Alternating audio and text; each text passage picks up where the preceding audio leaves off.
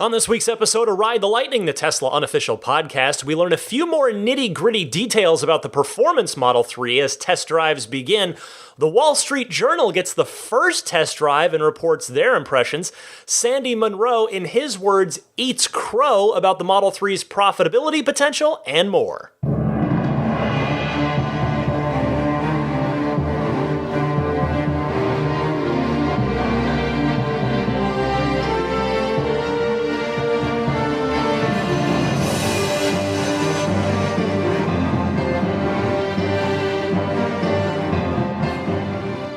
Howdy friends, Ryan McCaffrey with you here for episode number 155 on July 22nd, 2018.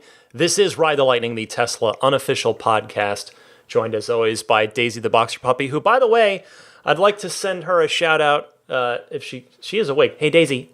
No, she's busy. Happy first birthday to Daisy the Boxer Puppy this weekend as I record this. I think we're going to try and do something special. I'm recording on late Friday night, as I usually do, so I think we're going to do something fun this weekend. I haven't taken her to the beach yet. I've just been wanting to get some more training under her belt, but I got a really long, like a 20-foot Palomine lead, so I think we might test that out, because I'll tell you, Maggie, I may have mentioned it in the past, but the beach was Maggie's favorite spot, so I think it's high time that I took Daisy there as well. So it's been an awesome ride these first 10 months, and here's to at least 10 more years, Daisy. I sure hope so. Real quick, another show note as well. I wanted to issue a quick apology to those of you who use Google Play to get the show.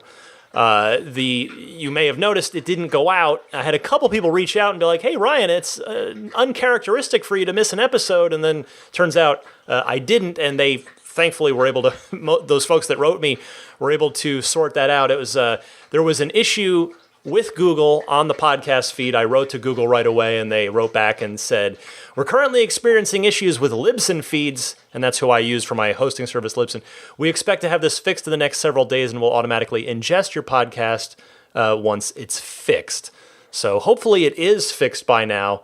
If you listen via Google Play, I do apologize for that inconvenience. I did what I could, and then it was out of my hands. All right, before I start the show proper this week, there is something I did want to bring up, and I wrestled with this, but I wanted to give a word on Elon Musk here, and I thought about really a lot. I thought a lot about this week about whether or not to bring this up at all, because it's not directly Tesla related, and quite frankly, the furor over this has largely calmed down, or at least calmed down a bit, seeing as how the tweets in question have been deleted, and Elon has since apologized. Plus, those of you who've been listening to this podcast for a while know that this is a Tesla podcast. It's not an Elon Musk podcast. Sure, I talk about him a lot, but it is always in a Tesla context.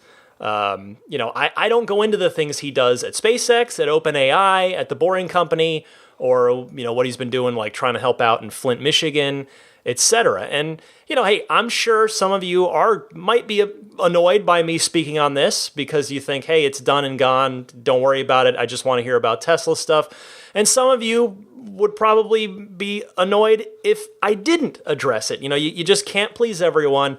So I'm going to just follow my heart on this one and hope for the best. But I do feel that I need to address this because Elon Musk is inextricably tied to Tesla and vice versa. And his behavior and his actions do affect Tesla. And if you're not sure the incident I'm talking about, I'm not going to rehash it here. You can look it up if you are curious about that. I don't want to get into the thing again.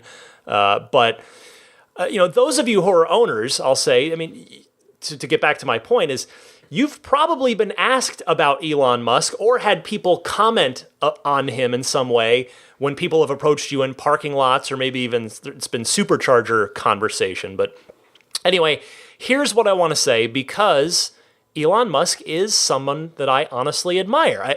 I wouldn't go so far as to call Elon a hero, and I don't mean that detrimentally towards Elon, but honestly, for me personally, my father is really the only person that I would call a hero in my life, and the reasons why that is are a story for a psychiatrist's office, not for a Tesla podcast. But the point is, I'm not someone who'd say that they admire a lot of public figures. I don't. I mean, there's sure plenty of actors or athletes or what have you that I might enjoy and root for. But Elon Musk is somebody I admire, and I think a lot of folks fall into that boat as well. And his comments last week kind of shook me, because not only were they inexcusable, but because behavior like that is not that of someone that I want to rally behind and root for. I mean, I know that Elon's been overworked, exhausted, and attacked verbally and business-wise from a million different angles, but that does not excuse his behavior of late. And I'm not even necessarily talking about the specific incident from last week, but that was certainly the tipping point. But as it pertains to that incident, I was glad to see him apologize, and I really hope he does reevaluate his behavior online. I'll tell you, my thoughts on this really crystallized this week. I was in the car, and I heard David Bowie's Life on Mars come on the radio. And if you watch the Falcon Heavy launch, you know where I'm going with this. When I heard Life on Mars on the radio, it instantly took me back to that day, to the day of the Falcon Heavy launch. Do you remember that day? I bet most of you do. I would bet money that most of you remember that day fondly. And that day, that Elon Musk is the one I admire. The Elon that can inspire people, that can excite people, delight them, awe them, give them optimism. I watched the Falcon Heavy launch again after I heard that song on the radio in the car. Once I got to where I was going, I watched that video and I got goosebumps. I got emotional a little bit all over again watching that. It was such a beautiful moment. It was such an inspiring human moment. Just this what I felt was a moment for all of humanity. And the point I make there is that not many people in this world can really, truly have that kind of positive impact on a global scale, but he can, and he has. And that is the person that I cheer for. The person who has, with the help of an entire company who shares his dream and believes in him, basically willed electric cars into the mainstream. The person who can prove doubters wrong time and time again. The person, I'll leave you here, the person who can do this. All systems currently green. Falcon Heavy is configured for flight. T-minus 15, stand by for terminal count. All right, guys. Final. 9, 10, 9, 8, Side booster mission. 6, 5, 4, 2, 1.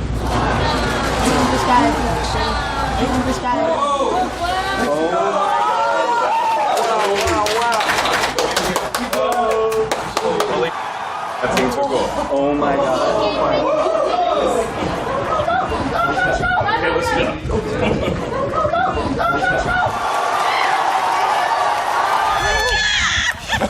Do you see them both light up? Inside shut down. Side boosters.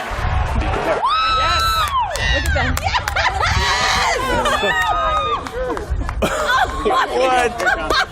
Look at that. That's unreal. Deployed.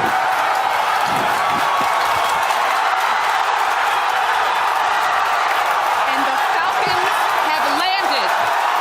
LZ1, LZ2, both side boosters all touchdown. Landing out through move on to 11 by 1, recovery 1 and recovery 2. And coming up very shortly, the center core will be attempting.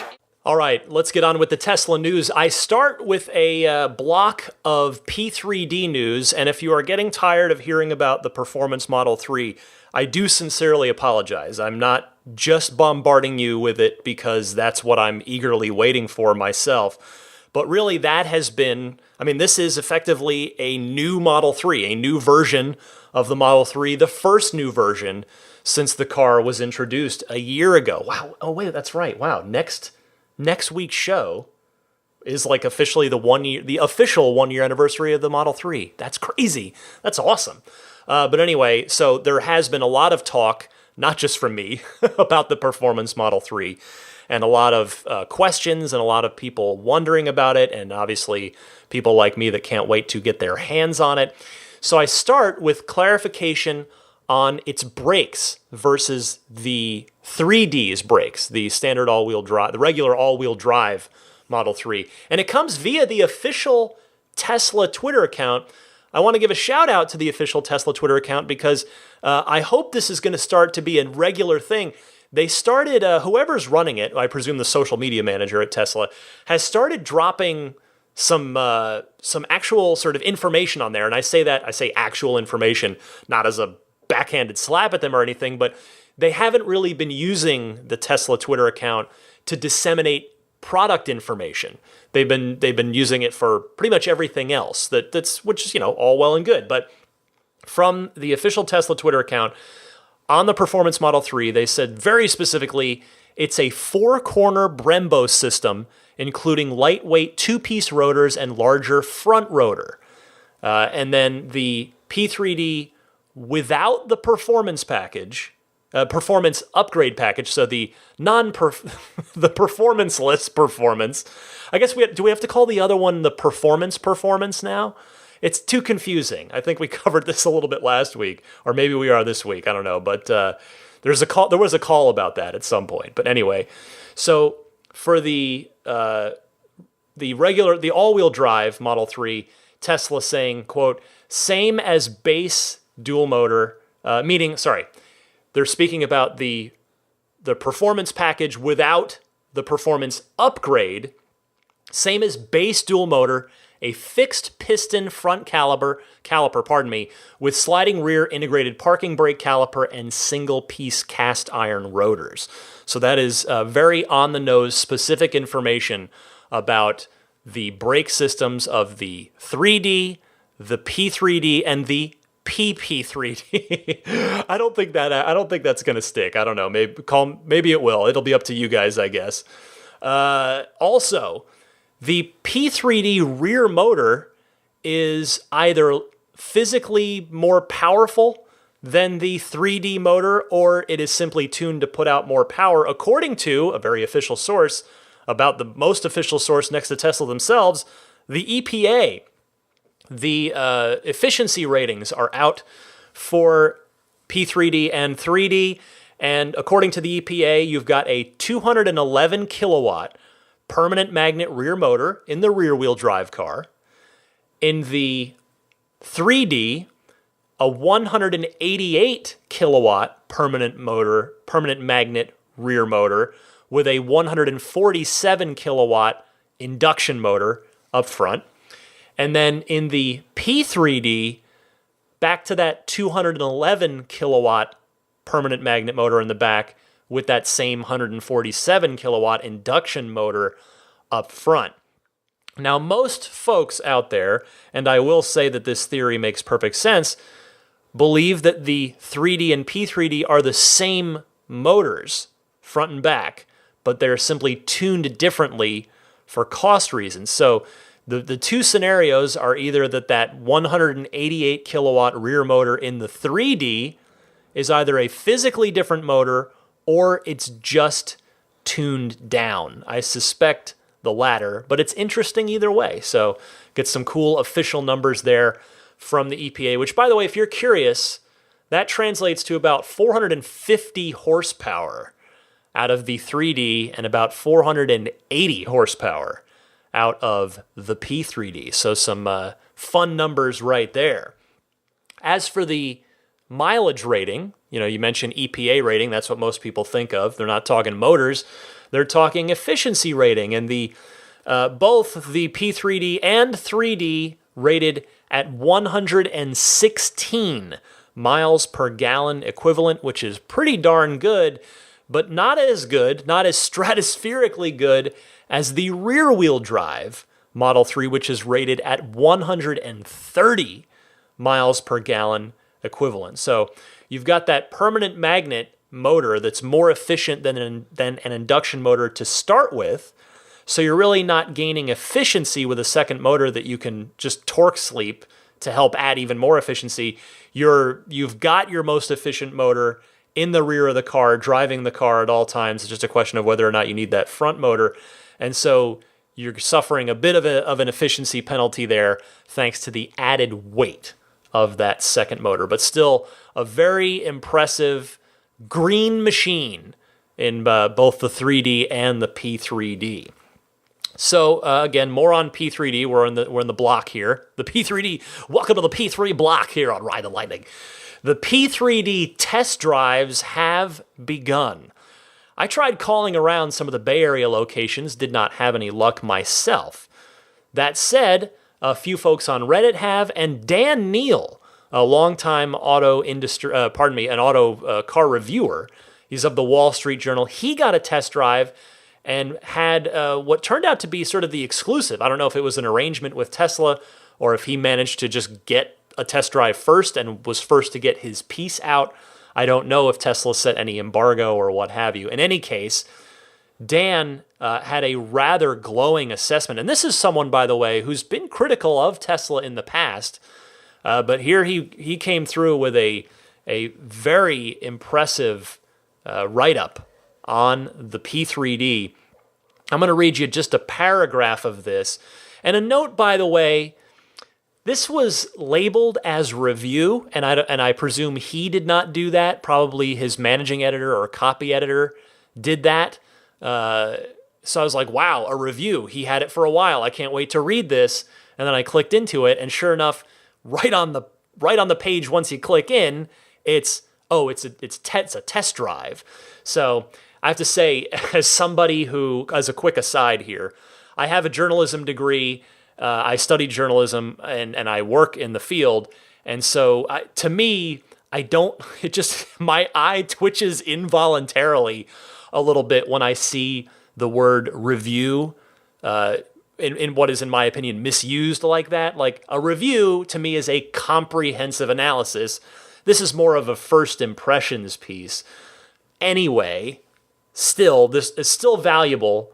Even though it's not a detailed, formal, multi-day review. Here is a sample from Mr. Neal's write-up. He says, if you were hoping Tesla would fail on account of the Model 3, I've got bad news. This thing is magnificent. A little rainbow farting spaceship, so obviously representative of the next step in the history of autos. I know there are a lot of Tesla bears, haters, and cynics out there. The Model 3 is more than futuristic, it's optimistic. This is what ordinary cars should be, which is to say, better than they are. So wow, those are some really impressive words. Elon Musk himself tweeted this review out and said to Dan in the process, please let me know even the smallest nuance that can be improved. Having read it myself, obviously, I went ahead and replied to Elon, and I mentioned after reading Dan's piece myself, I said, I mentioned that Dan said the tires weren't grippy enough. That was one thing that came up, even though these are the 20-inch Michelin Sports, which are supposed to be pretty sticky tires. And so I asked Elon, I said, well, would wider tires rather than the 235 square setup that the P3D comes with, would that help? And Elon kindly replied to me, which I appreciate. He said, definitely. We gave up some grip and width in exchange for range. Would recommend stickier tires and wider on rear for best performance. You might get 3.3 seconds 0 to 60 or better with optimized rims and tires. So, it obviously always makes me feel really good inside. It makes me very happy when Elon replies to me. But he has a really awesome tendency, and he does this with other people too, certainly, where he gives me even more information than I was looking for, which I always appreciate. Throwing in that bit about achieving 3.3 seconds with wider rear tires and different tires and rims. Now, for me, I just love the stock 20-inch sport wheels way too much. I've loved them since the moment I saw them on the Silver Alpha prototype on March 31st, 2016. When it was confirmed that they would go into production, I was elated. So for me, I don't have any intention of giving them up. Also, it would be a pretty significant cost for me. I'm already extending myself pretty far here on this car. It would not be cheap to get 4 new tires, super sticky, like track type tires, and 4 new wheels as well. That would be a bit of a cost that I'm not willing to incur. But I am very sure that there are other people out there who will do it, and they'll do some fun, crazy stuff.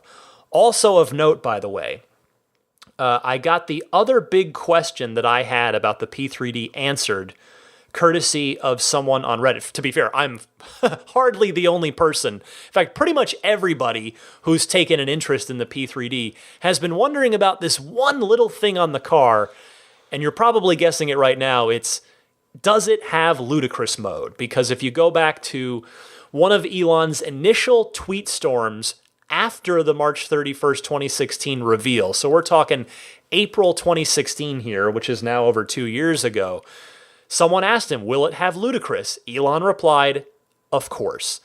Well, things do change. We've learned that. Model 3 also doesn't have a panoramic roof. That never happened. But what it does have, so it doesn't have ludicrous. It does have sport mode, though. So there's chill and sport. So those are the 2 settings in the car. That comes courtesy of a Reddit user who got to go on a test drive today, Friday, as I record this. In fact, I just got that little nugget from Reddit just prior to recording. I have to say it's literally just a label. It doesn't change the fact that the car goes 0 to 60 in 3.5 seconds, no matter what it's called. It doesn't actually matter. But I have to say, given Tesla's usual spirit of fun and sense of humor, I'm like just a little, like the teensiest bit disappointed is not even the right word. I wish they had done ridiculous speed, just to keep with the Spaceballs theme. Light speed, ridiculous speed, ludicrous speed, plaid. Of course, the Roadster's getting plaid. So I wish they'd done ridiculous.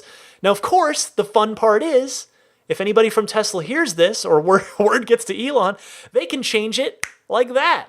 With a firmware update, they can simply change the name of it. They can change the name of it before anybody gets their car to ridiculous if they felt like it. So we'll see. But who doesn't? Spaceballs is so good. I'm so glad that Tesla themselves as a company helps keep the spirit of Spaceballs alive with the use of that nomenclature in the cars. Okay. One other P3D note, and then I promise I'm done. The well-known YouTuber, you may be familiar with his work, Marques Brownlee, who, by the way, I mean, if you're like, man, that sounds kind of familiar, he won the competition that Tesla held to make your own Tesla commercial. He won that using, when he did that commercial with basically a P100D versus a Lamborghini. And if you remember back to that one. Anyway, Marques, probably due to the fact that he has a huge following and he does just technically beautiful videos on his YouTube channel. I mean this in all the most complimentary ways. I'm not at all surprised that he would get invited to do one of the first bits of media with the Performance Model 3. He was invited out to the East Bay. They set up a little track basically so he could throw the car around and do some skids and some drifts and go crazy with it on a closed track, a closed surface. And what came out of that, it wasn't a review, it was just sort of a fun video of the car being thrown around in a controlled environment, basically. But, and it's very well shot in keeping with Marquez's MO. But the one bit of interest there for us, outside of just watching the video for entertainment purposes, is that the car, the Performance Model 3, he shows a screen and briefly goes over a track mode.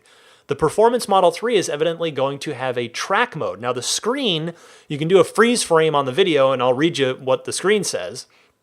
The track mode screen says, select track mode to enable Tesla's performance-oriented stability control and powertrain settings configured for track driving. This mode is designed to be used exclusively on closed courses.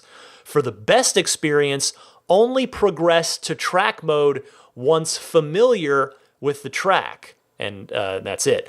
In other words, please, please, please don't turn this on until you know exactly what you're doing on the specific course you want to do it on. Because I presume, we don't have any details yet. I'm sure we'll learn it soon enough.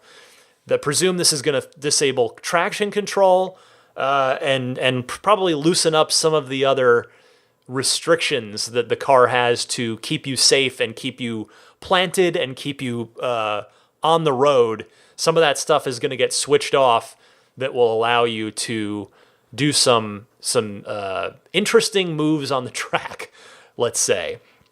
Now, after all this, I've been watching these videos this week, reading these test drive impressions, the Dan Neal piece on the Wall Street Journal.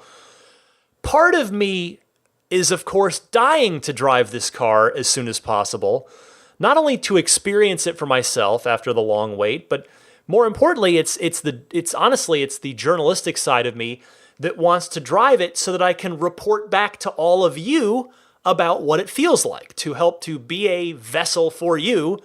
That would be the goal, to try and convey that experience. I'll get to do that in time, certainly with my own car, but there's that journalistic side of me that's like, I'd love to get that access so I can get on the podcast and get that information out there. But the other half of me, the selfish half of me, wants my delivery day to be the first time that I ever drive this car, because honestly, I've daydreamed about that day so many times, and I'm sure a lot of you can relate. Those of you that have already taken delivery thinking back, or those of you who, like me, are still waiting for your car. I have daydreamed about delivery day so many times, and I'm quite certain that day, whenever it comes, hopefully soon, is going to be an emotional day for me.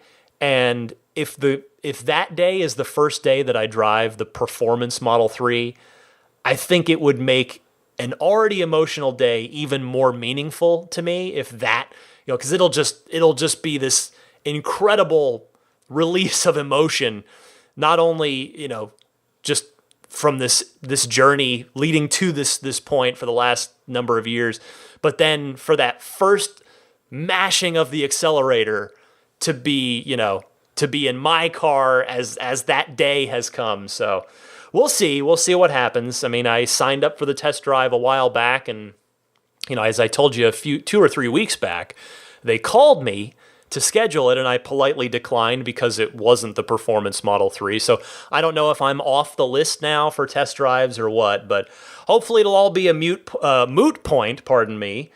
So if I'm able to get delivery here sometime soon. Now, a few people are also reporting that they have deliveries scheduled. I'm not one of them yet, but pardon me, the nearest of them I saw online on the forums and the threads was somebody that was scheduled to take delivery tomorrow as I record this. So yesterday, or the other day, Saturday the 21st, somebody in Southern California had a delivery day of then. So the only thing we can seem to gather so far, at least again, based on the forums online, which is a small sample, there's of course plenty of other people that aren't posting on the internet about it, but the common denominator in these early these first scheduled P3D deliveries seems to be that they're all cars without the performance package in their performance, without the 20-inch wheels and the brakes and those other upgrades. So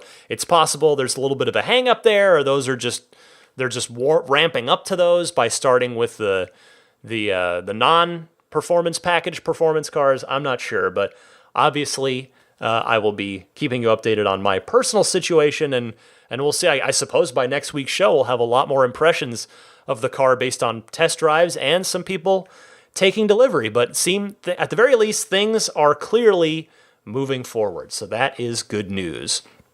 Next up this week, Sandy Munro updated his analysis of the Model 3.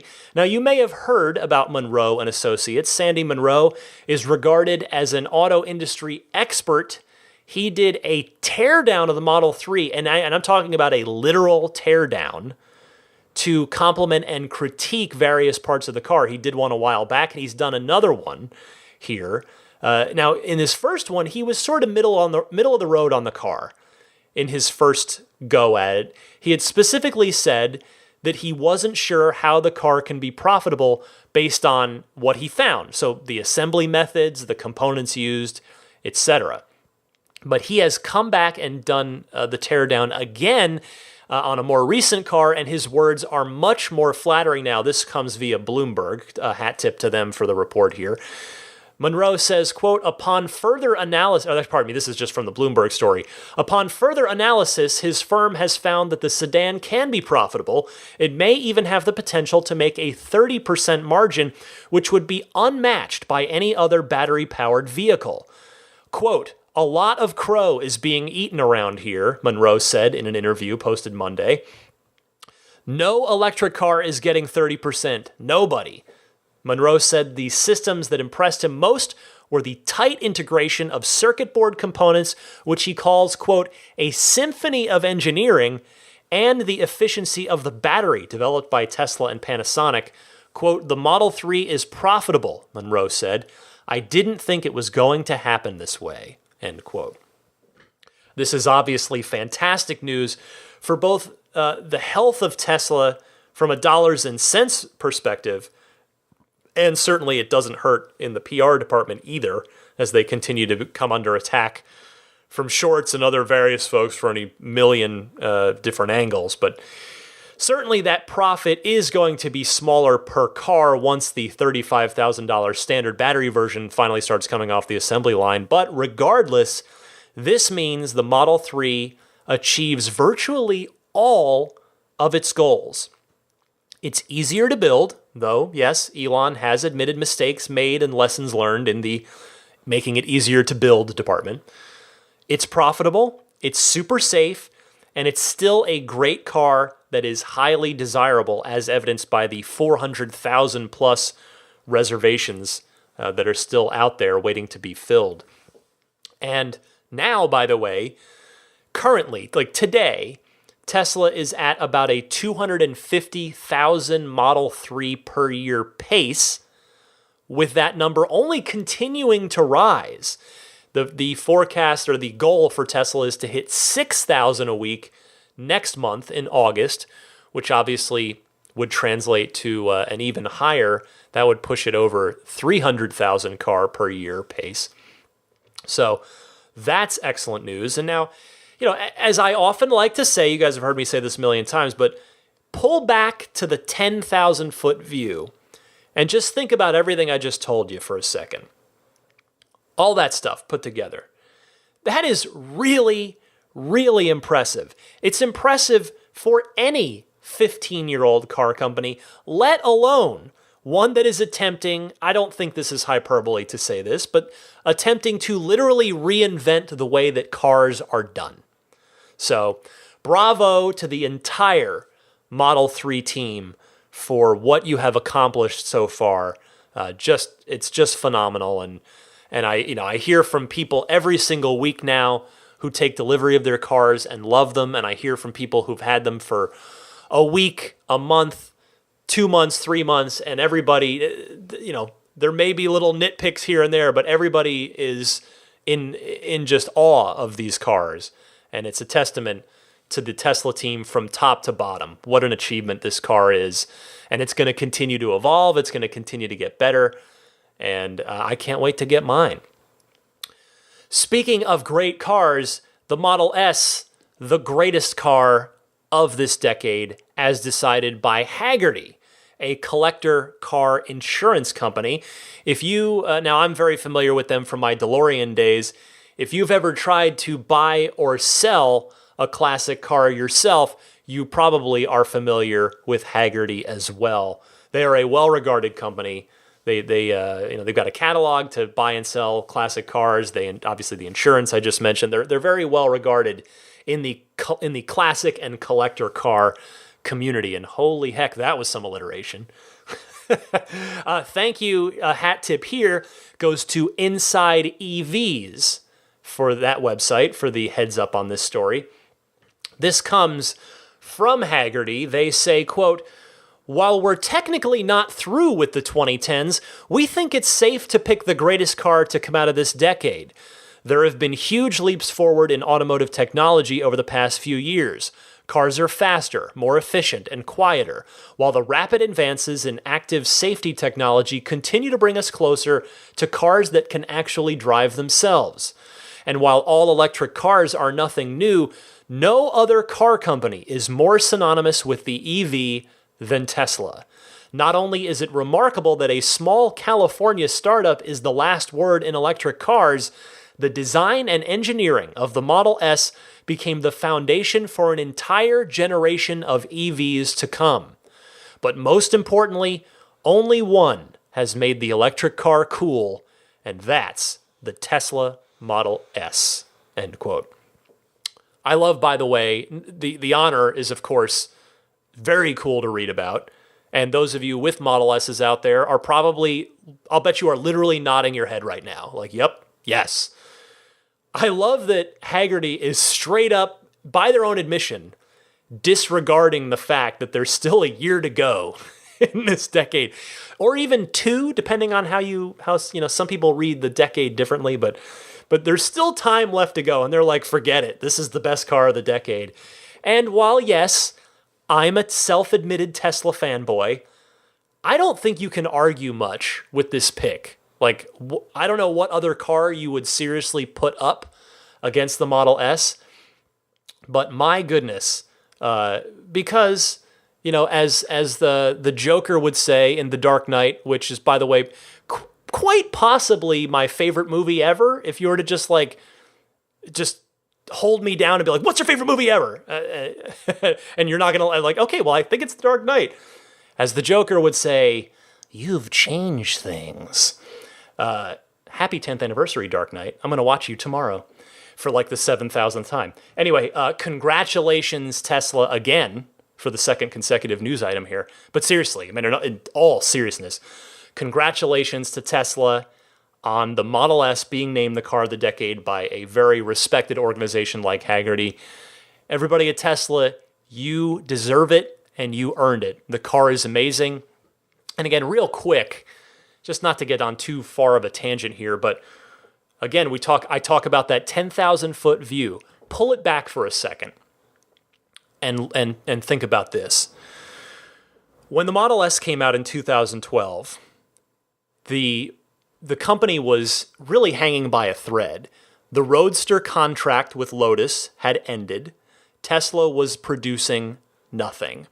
They did have a couple of little deals to have some cash coming in. They were providing packs. They had the Toyota RAV4 EV deal, and they had the Smart Car deal with Daimler to provide electric tech for that, which they used in Europe. But really, Tesla wasn't making anything. And the Model S, as the Fisker Karma showed, and I'm not here to rip on the Fisker Karma, but you remember the Fisker Karma was also a very highly regarded car, a beautiful car, but Consumer Reports, when they bought theirs to do their Consumer Reports thing, the car failed, completely and utterly spectacularly failed, technical failure right off the truck, and that reputation damage, they couldn't undo that. I'm not saying that was the sole reason for Fisker, for the initial failure of Fisker, but it sure didn't help. And the point of that is, the Model S basically had to be near perfect for Tesla to have a shot.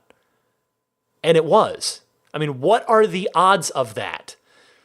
Look at, especially in the automotive industry, where the stakes almost couldn't possibly be higher. Malcolm Bricklin starts a car company, fails, doesn't work. John DeLorean, another person who's the business side of him I admire. I've read his book. I'm obviously a big DeLorean car fan. I had one for a long time. John DeLorean, with all his industry experience, decades at where did he start? Now I'm looking so silly. I'm looking so dumb, blanking. He started at was it Packard? I don't remember. Anyway, before finding his way to GM and rising through the ranks as an engineer there to become the head of Pontiac. But even John DeLorean tried to, his car company failed. And for the Model S to go from, to have to be perfect, and it was, and now we fast forward to 2018 and it's been named Car of the Decade, that's incredible. So congratulations, again, Tesla, everybody at Tesla. Just think about it for a minute. I know I'm sure everybody at Tesla, I know I'm wired this way, and it's a part of my personality that is both good and bad, where I'm always on to the next thing. Like if I accomplish a goal, I'm like, okay, what's the next goal? What are we doing next? I got to push myself towards the next thing. I'm not good at stopping and enjoying the moment very much, and I've been trying to get better about that in my personal life, my just life in general. And I've been thinking a lot about that with my P3D delivery day. When that comes, I really want to enjoy that rather than immediately be like, okay, what's my next goal? Because I will set a next goal. Whether it's, okay, now I want to, get, I don't know whether it be like, I try to get another DeLorean at some point down the, in X number of years down there, whatever. But I'll always have another goal, whether it's in my career, whether it's in my personal life. Anyway, I suspect that a lot of the people at Tesla are wired that same way, where they're, especially look how nimble Tesla is and how quickly they move, how agile they are.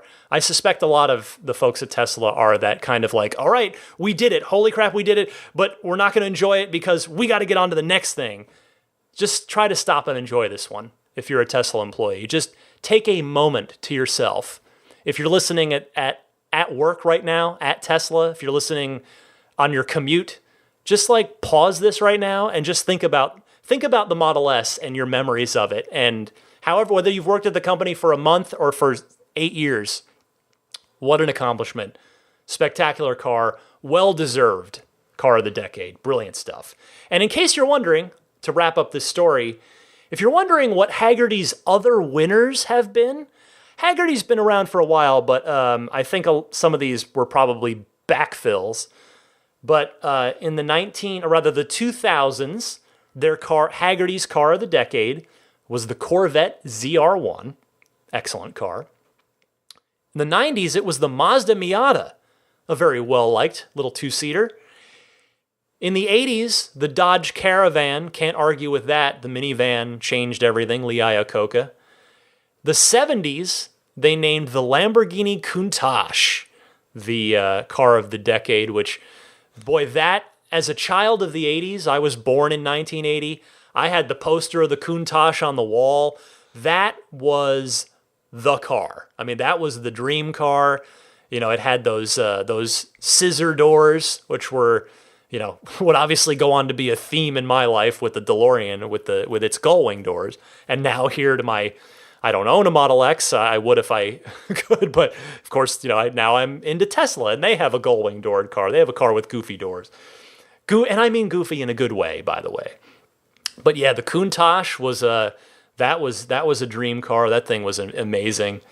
At least certainly to look at. I've never gotten to drive one. I've seen one up close a few times at a few car shows here and there. But the 60s, Hagerty named the Ford Mustang the car of the decade. Tough to argue with that one. The pony car was a big deal. The 60s Mustangs are still very highly regarded. In fact, the newest ones take a lot of design cues, a lot of design throwbacks and nods to the 60s Mustang. The 50s, speaking of gull-wing doors, the car that inspired John DeLorean when it came to the DMC-12, the Mercedes-Benz 300 SL Gullwing, Haggerty's car of the decade for the 50s. In wartime in the 40s, they named the Jeep CJ the car of the decade. Again, hard to argue with that given the times. The 1932 Ford, which is a car that's still well known and well regarded today, their car of the decade for the 30s. The Duesenberg Model J in the 20s. The Rolls-Royce Silver Ghost in the 1910s. And you'd probably guess what their first choice was, their first car of the decade, going all the way back to the actual 00, the 1900s. I don't want to say 1900s because that's a century, but the 00s of the previous century, the Ford Model T, obviously. So, some really good company for the Model S. Okay, German Tesla buyers are, get this, my friends, being asked to pay back a plug-in grant from the government of 4,000 euros. Electrek brings us this story. They write, since then, BAFA, which is the agency that's dealing with this in Germany, has been in close contact with Tesla in order to reach an amicable solution in the interests of Tesla's customers. The aim of the BAFA was to achieve a solution that would indemnify the customers. In the course of these talks, BAFA had given the manufacturer Tesla the opportunity to develop a solution proposal by the beginning of July 2018. The manufacturer did not make use of this offer. The talks with Tesla have unfortunately been fruitless. As a result, due to the requirements of administrative law and budget law, the buyback program must now be reversed. That is the German quote there. The government says that, quote, all Tesla customers who purchased the Model S before March 6th of this year are affected by this. It affects according to Electrek, between 800 and 1,050 Tesla owners in Germany. Marcus Meyenschein, I hope you are not affected by this. You're the one. I know I have other German listeners, but you're the one I know because you call in. Tesla is, as Electrek notes, fighting back on this decision and confirmed to Electrek that it's going to cover the cost of paying back the incentive until it's resolved with the government. Automakers are already contributing to half the incentive, and therefore Tesla should only have to pay back the government's half of the 4,000 euro EV incentive. Tesla spokesperson issued a statement that Electrek has. It is this, quote, the arbitrary decision to temporarily remove Tesla from the list of vehicles eligible for the environmental bonus was unjustified, contrary to the stated goals of the program, and unfair to our customers. The fact that Tesla was included on the list, removed from the list, and then again added to the list is proof that this was a mistake. As our website demonstrates, anyone in Germany has always been able to order a base version Model S that was well below the required price level. Side note, you guys may remember I did the story a while back that when this program went into effect, Tesla had to basically uncouple some interior options in a comfort package because the government had set the threshold, which Tesla wasn't happy about at the time, to below the base price of a Model S in a seeming attempt to exclude Tesla from this. All right, back to, let's see here. Where should I pick up? As a result, Tesla planned to file a complaint with the EU Commission as this was against EU rules. Instead, Tesla and the German government agreed on an acceptable middle ground that allowed Tesla to sell a low. I know we covered that already. That's exactly what Tesla's done.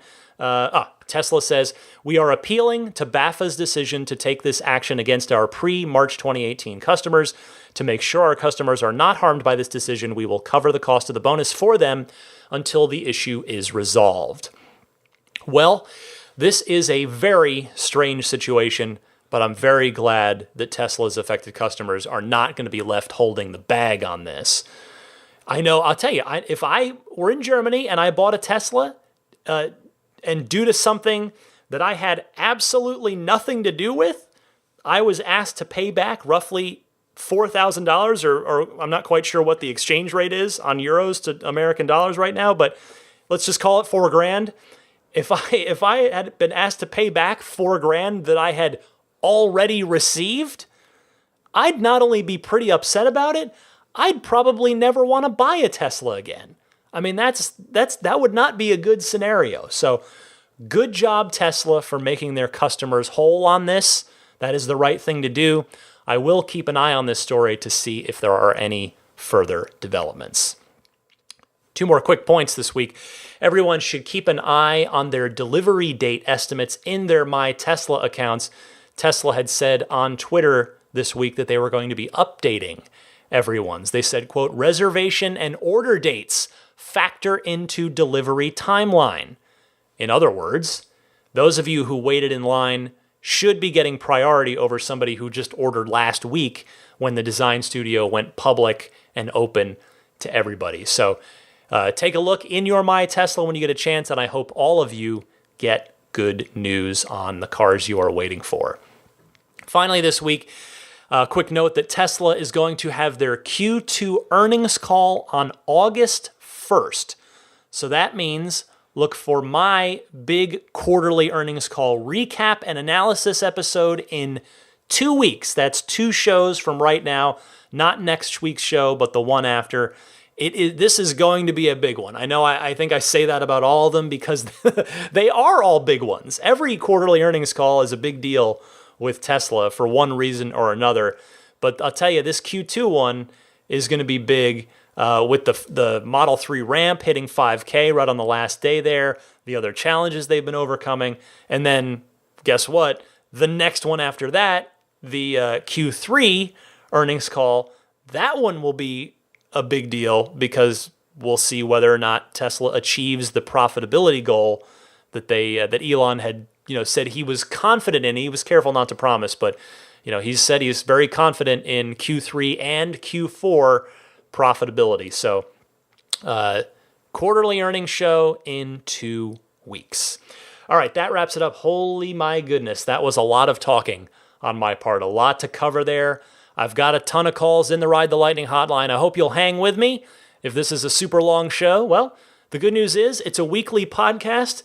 Just pause it right here. You can always come back to the hotline, finish the show anytime it's convenient for you. But I will be right back with a whole bunch of excellent calls in the Ride the Lightning hotline right after this.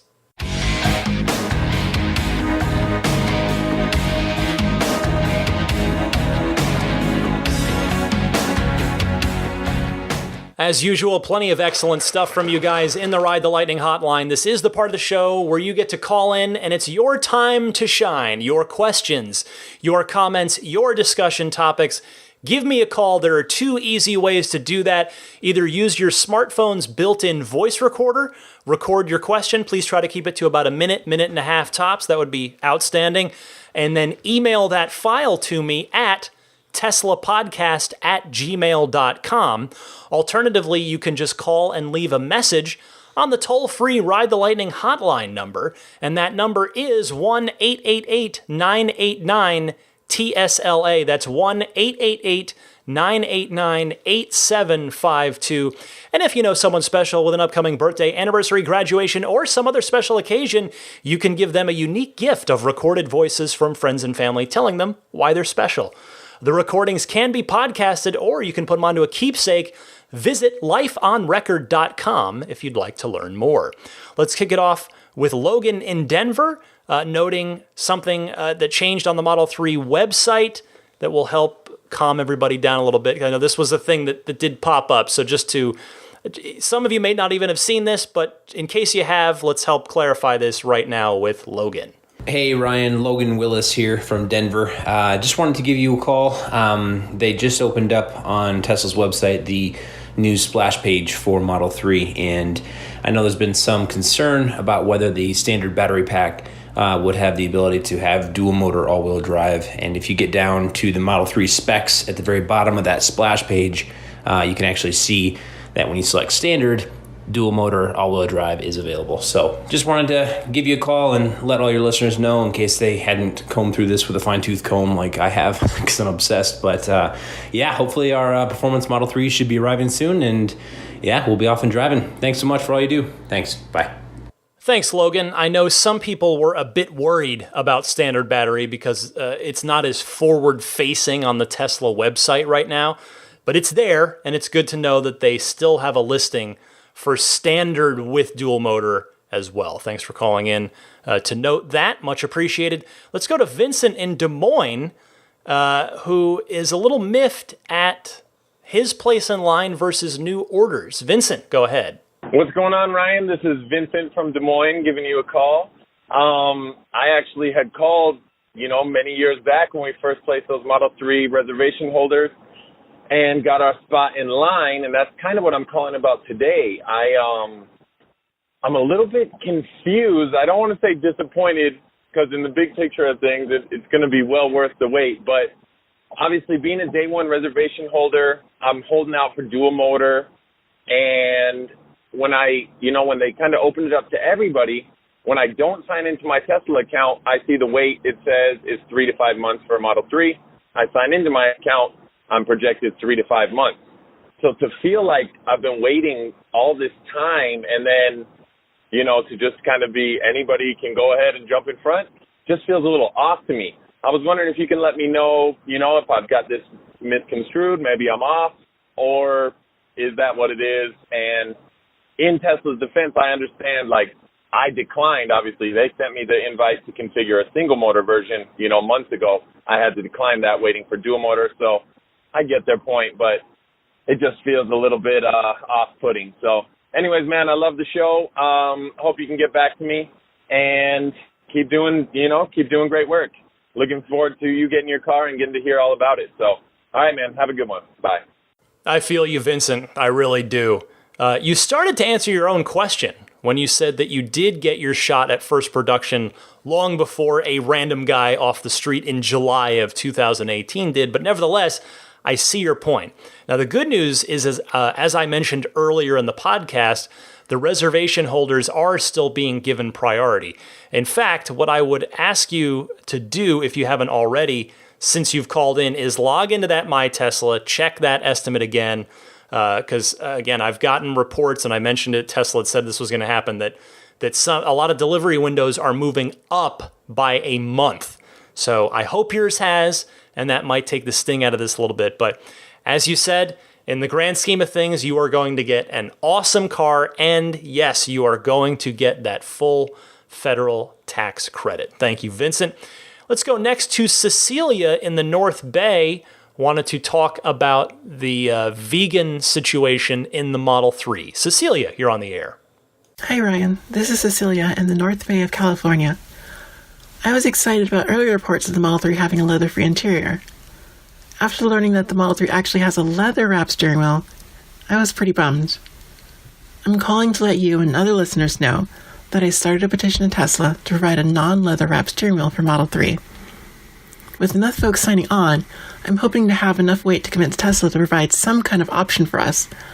You can reach the petition at bit.ly/Model3Wheel. That's bit.ly/Model3Wheel. And that's with the number 3 in it. I've also done some research into options for aftermarket steering wheel wrapping. I found one shop that gave me a quote under $500, but another shop would not be able to work with the wheel shape with any synthetics that they're aware of. So that's a mixed bag. Hopefully Tesla will be able to do something for us. I enjoy listening to the podcast every week. Please keep it up, but take care of yourself. Thank you, Cecilia. I want to be careful not to open the floodgates to air any petition that anyone starts for any particular thing, but given that this was something brought up at the Tesla shareholders meeting, and you are not the first listener to reach out about it, I am happy to air your call here. If folks want to sign that, they can feel free to, but if not, they certainly don't have to.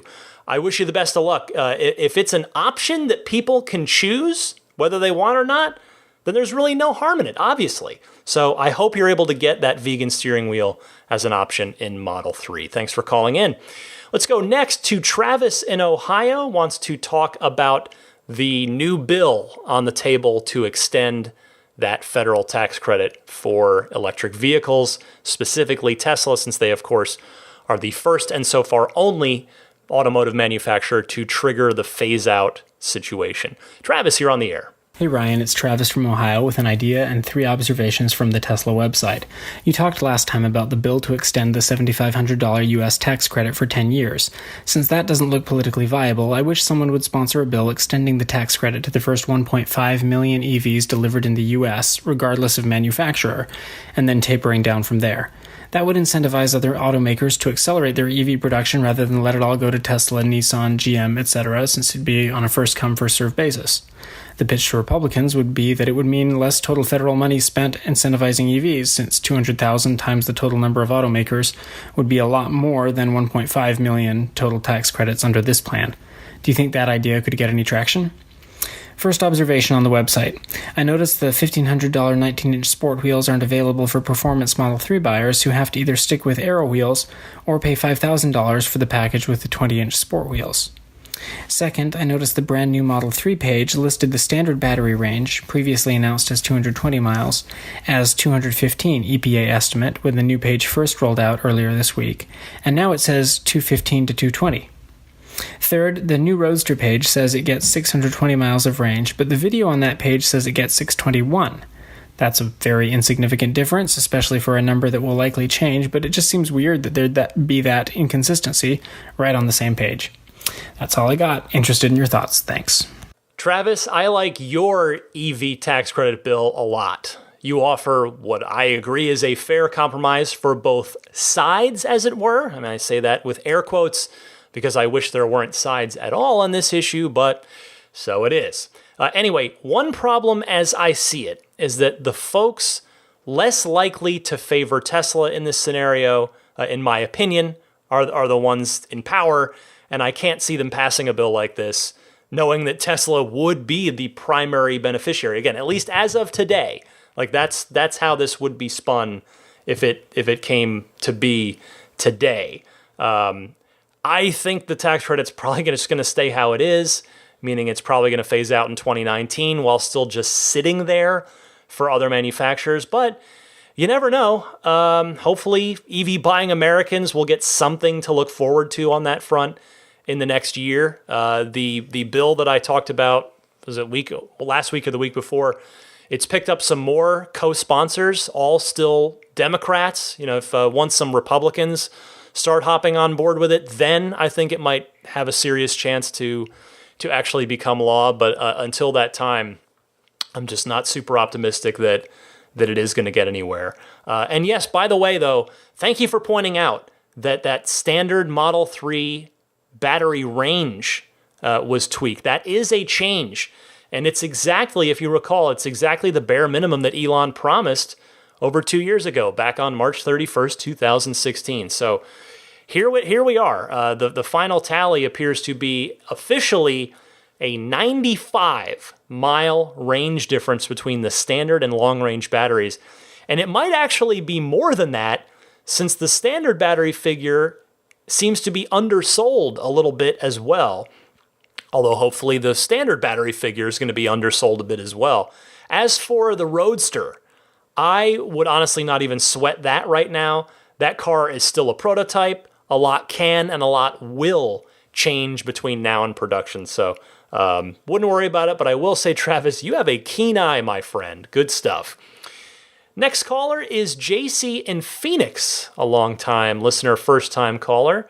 Has some good news that she's hoping is not unique to her situation, but happy to share it nevertheless. JC, go ahead. Hi, Ryan. This is JC from Phoenix, Arizona. I am a longtime listener, first-time caller. Just wanted to call and let you know that I reserved my Model 3 on April 13th of 2016. I had a November delivery date after I configured, and I got my call on Saturday the 14th of July, telling me that my car is on the truck and it's going to be delivered this week. So I just finalized my financing, and it should be here this week. I do not have the car yet, but I thought that it was important to let the community know that apparently they're delivering cars 2 to 3 months ahead of schedule. I don't know if this is just me or if there's other people that this is happening to, but it looks like Tesla's on track. Love the show. Thanks. Bye-bye. Hi, JC, and congratulations. Tesla's not really that far ahead of schedule, but it's nevertheless a good sign. In fact, to your point, a lot of delivery estimates, as I mentioned a couple calls ago, did get moved up by a month recently. In your case, and I've heard about this from a few other folks as well, including, I'll give a shout out to Luke A. in Indiana, who reached out to me to share his similar story. They've had the same thing happen to them. Clearly, Tesla had a car of the exact configuration that you want that was either unassigned or maybe the buyer dropped out. So, hey, their loss is your gain. When all the orders are custom orders, this can't really happen all that often, i.e. with S and X. But with first production Model 3s that are just built in batches, we're seeing it happen more often. Although, yeah, still in relatively small numbers, but that's super cool of you. I love hearing that had to have made your day. That'd be so awesome to get that call. All right, next up, we've got Peter in Boston replying to Mike in Boston about paint protection film and ceramic. I think Peter's got a good tip here, so I will let him have the floor. Hey Ryan, it's Peter here again from Boston.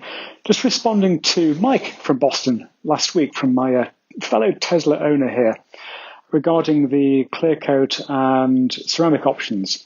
I put the XPEL pretty much all over my Model X together with the Opticoat Pro Plus when I first purchased the car, and the stuff's amazing. When I get little stone chips here or there, the sunlight and the heat activates the XPEL and it basically self-heals. And one little recommendation I've got for Tesla owners in the New England area, Craft Detailing of Dedham, which is just down the road from the Tesla shop.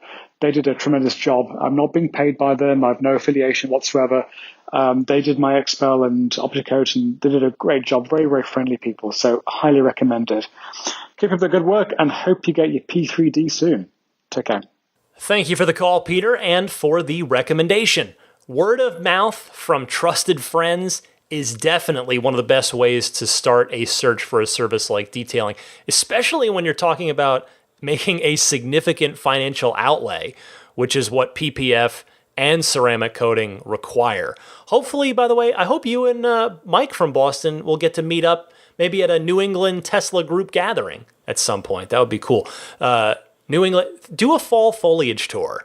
Look up, there's got to be a New England Facebook, like Model 3 owners group, or maybe on the Tesla Motors Club forums. Fall foliage tour, trust me. Look it up. You know, it'll be happening in September-ish, I think, maybe October. Do it. You'll have an amazing time, trust me. Next up, we've got Kendon from Texas has a few questions about Model 3 as it pertains to cleaning them. Let me see if I can help him out. Kendon, you're on the air. Hey Ryan, this is Kendon from Texas. I had a couple questions regarding the Model 3s since they are starting to be delivered a lot more right now. I was wondering if you happen to pay attention to when you have gotten to ride in a couple of the Model 3s yourself and see them, as I've only been able to see them in videos. I currently work for a mobile car wash company, and I have been able to see a lot of cars and to pay attention to a lot of stuff. I was wondering if you happen to pay attention to certain things like the carpets and the seats. Some cars, for example, like Dodge and Chrysler, the carpets are really terrible. Dirt likes to stay in them and you can't really get them clean very well. Whereas Ford's carpets are really easy to clean. Some other things are like some seats, the cracks are really deep, so they're really hard to vacuum.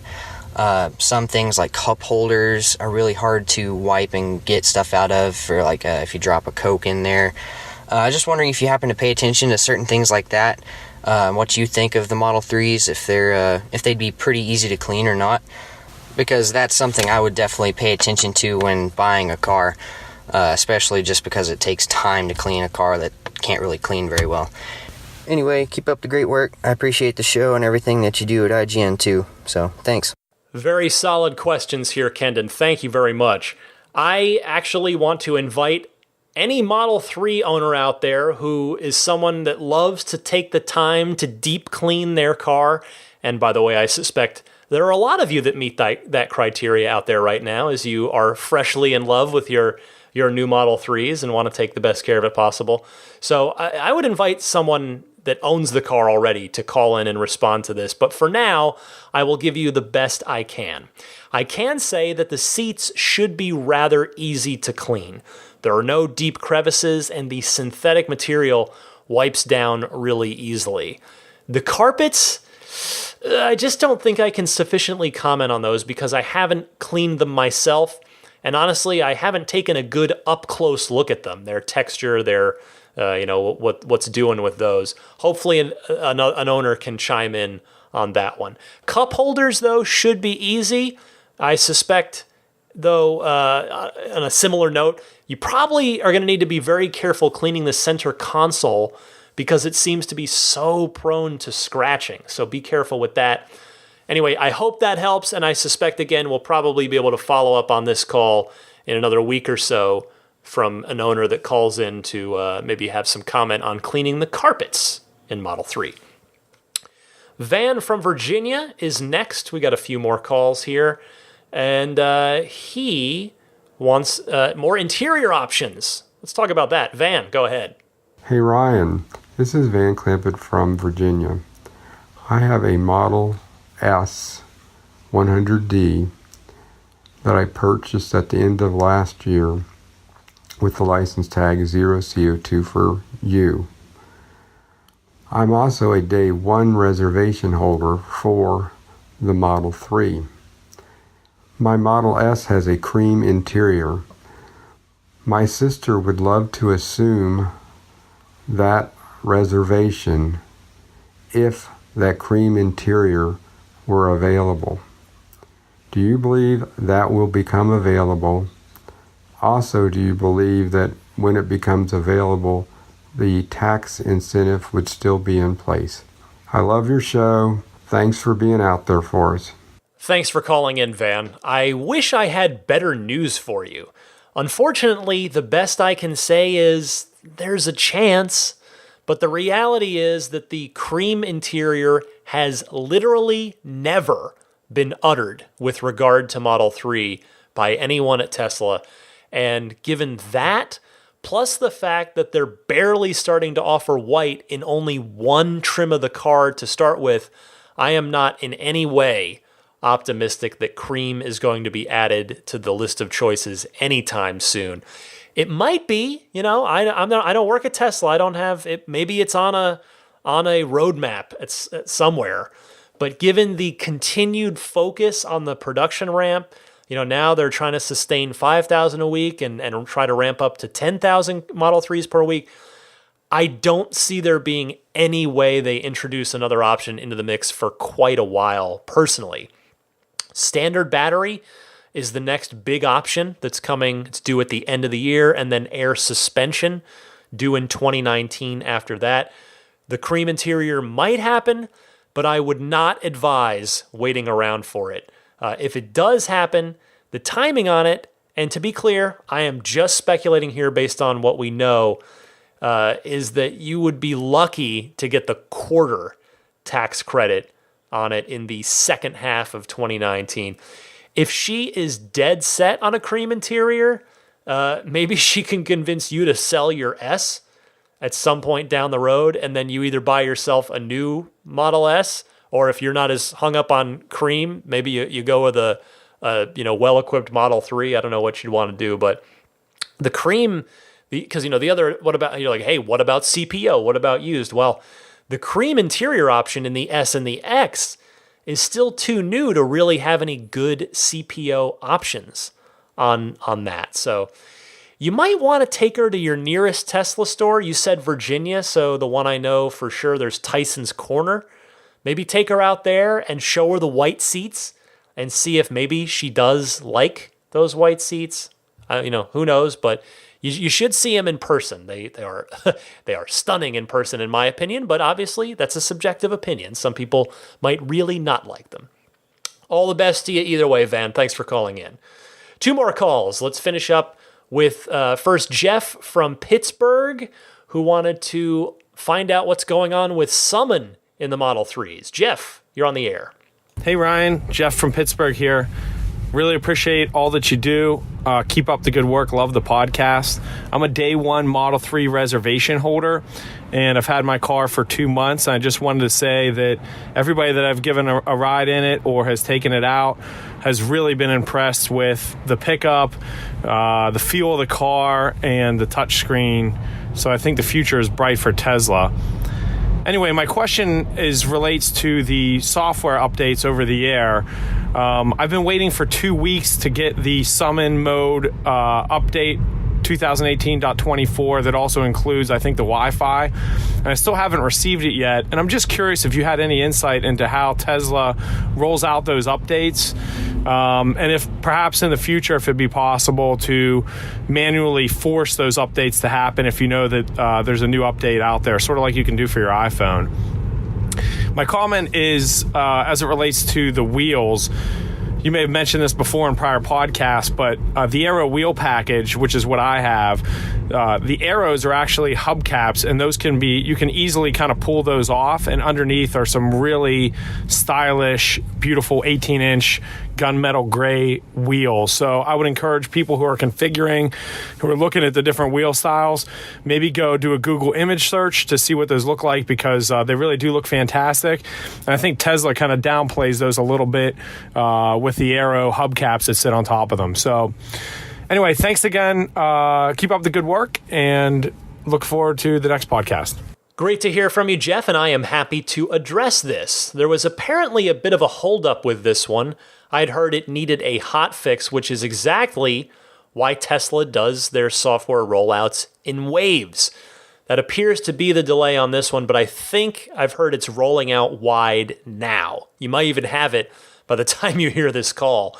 And that feature request of yours, by the way, to manually force updates, someone had tweeted that exact thing at Elon Musk a few months back, and he replied saying that they would add that to their feature queue at some point. So it's some spot in the not too distant future you will indeed be able to request an update once it's been released at all. So keep an eye out for that.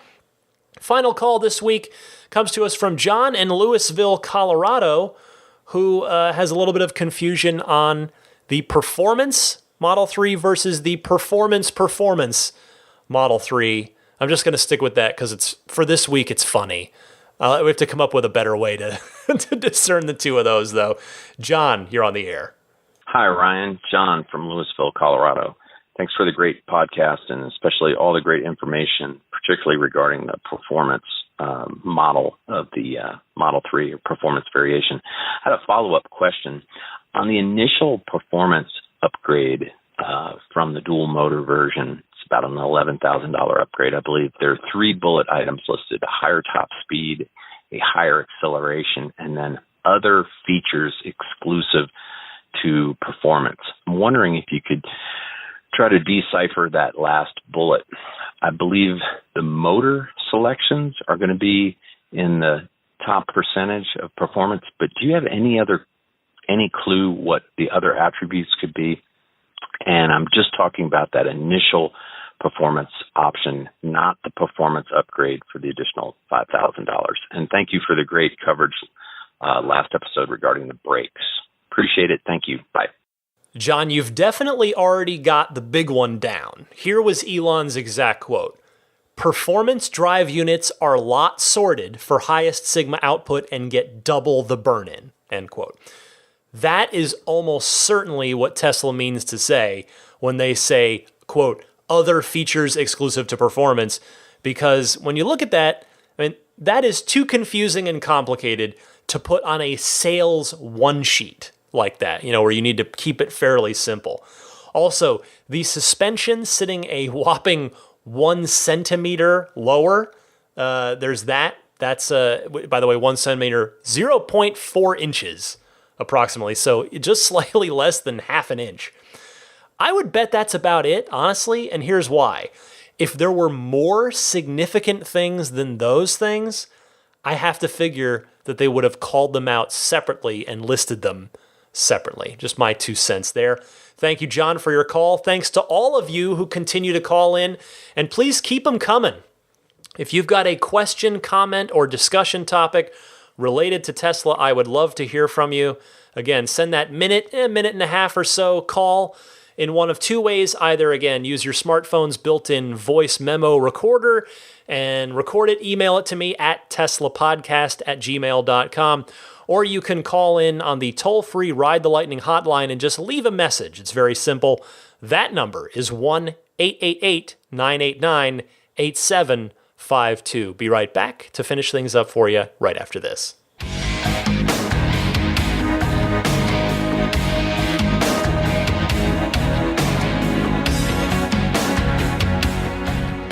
If you enjoy the podcast, it informs you, it entertains you, and you would maybe choose to support it financially, you can find information for how to do that on my Patreon page. Find it at patreon.com/Tesla Podcast. Patreon spelled Patreon.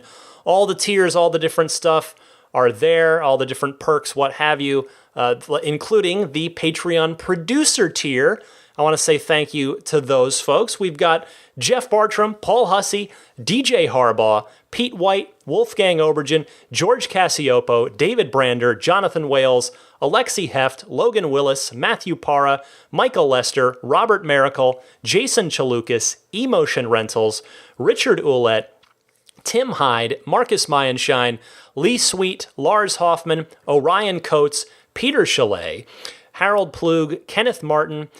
We've got Michael Callahan, Rome Strack, David Vakil, Ulrich Lassa, Luke A., David Kittle, Eric Randolph, David Nondahl, Luke Miles, Stefan Joris, Gabriel Salays, Jerry and Mary Smith, Ketafuki, and Brian Hope. Thanks to all of you so much for your support of the podcast. It really does make a huge difference. Let's see here. The referral code, the program, it looks like it is going to come to an end, probably not going to get extended again, but they gave it a 2-week extension to the end of the month, which I guess by the time you hear this is less than that. If you've been on the fence, you're considering a Model S or X purchase, it looks like you're only going to have until the end of July to make that purchase with a referral code to thus get the free unlimited lifetime supercharging with that car. So if this applies to you, please consider using my cousin Patrick's referral code. That code is Patrick5008. So you can either give that to your sales advisor, or if you're configuring and ordering online, just type this into your web browser, ts.la/Patrick5008. That'll take you to a design studio where you can configure an S or X of your choice with that free unlimited lifetime supercharging from that referral code baked into that. AbstractOcean.com, they've got Tesla accessories for you and your car, the lanyards. They've got the tempered glass screen protectors for Model 3, the TESLA lettering, if you want to do that on the back of your car, Roadster style. What else? The center console wraps, all kinds of stuff. Lighting kits are sort of their bread and butter. The puddle lights, but also brighter, nice interior lights as well. You can take a look at all of that on abstractocean.com. Use the coupon code RTLPodcast at checkout to get 20% off of your first order. And RTL Podcast is all one word.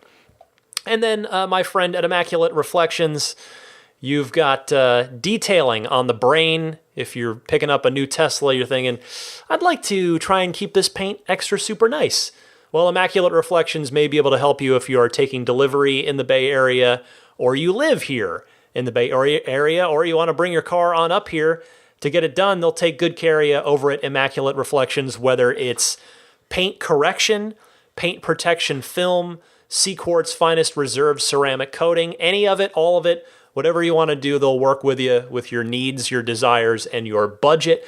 Look them up online at irdetailing.com, or if you want to look them up on Yelp or Instagram, it's on go to yelp.com, instagram.com/immaculate_reflections. I think that about wraps it up. Again, I want to apologize for the Google Play issue with the feed last week. Again, just nothing I could do about it. I wish there was something I could do about it. Also, I'm really sad to report that I have not heard a thing from TuneIn about getting the podcast easily discoverable and thus playable in the Model 3. Honestly, I'm frustrated by it because I've gone through their channel and I don't know what else to do. I don't suppose anyone from TuneIn is listening to this podcast and could help me out. More and more people that have been listening to the show are taking delivery of Model 3, and I really want them to be able to listen in the car. And it's a Tesla podcast. I would really love to have it accessible in the Teslas. So I don't know do I need to grease any palms over there? I don't know what I need to do to fix this, but that's been a bit frustrating. I'll look into it again. Maybe I'll see if I can find a phone number to call somebody. I don't know. Anyway, you can get the podcast in a lot of places, just not currently the Model 3. But subscribe if you don't already. And by subscribe, I'm just talking about a totally free subscription so that the podcast downloads to you automatically each week. It pushes out to you. You don't have to go pull it down. It will push to you. And most of you sign up on iTunes, but we got the Google Play folks out there as well. It's also on Stitcher and Spotify. You can pick up the RSS feed or grab individual shows on the hosting page, which is teslapodcast.libsyn.com. I believe that wraps it up. So as she snoozes away, sprawled out on the couch next to me, I want to wish a happy first birthday again to Daisy the Boxer Puppy. You guys that have been listening for a while know what Maggie meant to me and what that stretch of time last year with her decline and her loss, what that did to me. And I guess only the psychiatrist and my wife really know what the tough time that was. But Daisy has been everything I could have asked for in a new canine companion. I feel like, this is going to sound stupid to some of you, and that's fine. You're all allowed to think of me whatever you want to think of me, but I like to believe that maybe there's a little piece of Maggie's spirit inside Daisy, because she's been great. She's very different than Maggie in a lot of ways. I'm not gonna extend this already epic podcast by talking more about that now. I'm sure I'll find time at the end of a show at some point in the future, but she's a year old already. She's doing great. We're going to be starting our Canine Good Citizen certification training very soon, with the goal of becoming the pet-assisted therapy dog, joining the pet-assisted therapy program at the SPCA, as Maggie had done. That was such a gratifying thing. It made me feel good. Maggie obviously loved her job. Anytime I would put that green bandana on that had the SPCA logo on it, she knew and she loved it. And the kids we would meet with and read with at the libraries and schools loved it too. And Daisy clearly has the temperament and the personality for it. She's just, she's still a young puppy. We'll see if she's quite ready, but she's going to get there for sure. But we're going to try. But yeah, boy, I'm so thrilled to have this puppy in my life. She's been a real gift to me, and I'm so grateful for her. And I'll just say, as always, while I'm in a thankful mood, I'm thankful to all of you for continuing to listen and giving me your time. I've asked for a lot of it this week. I won't apologize. I've been told by plenty of people, stop apologizing for the long podcasts. So I'm going to do that. Just know that I am respectful of your time. I'm trying to use it wisely. I feel better about this week's podcast than last week's. I talked at the end last week. I just felt like I was off my game last week. A lot of stammering, stuttering, mispronunciation. I felt like this week was a cleaner show. I was happier with it. I hope you were too. So for the 1-year-old Daisy the Boxer Puppy, I'm Ryan McCaffrey, the 37-year-old. Happy electric motoring, everybody. Fingers crossed that I get some good Model 3 delivery news this week. We'll see. I don't know. But in either case, I will be back here with you, as always, every Sunday at 9 a.m. Eastern Time, a little earlier. If you're with me on Patreon, you can get a little earlier. But in any case, I'll see you next week. Have a great week, my friends.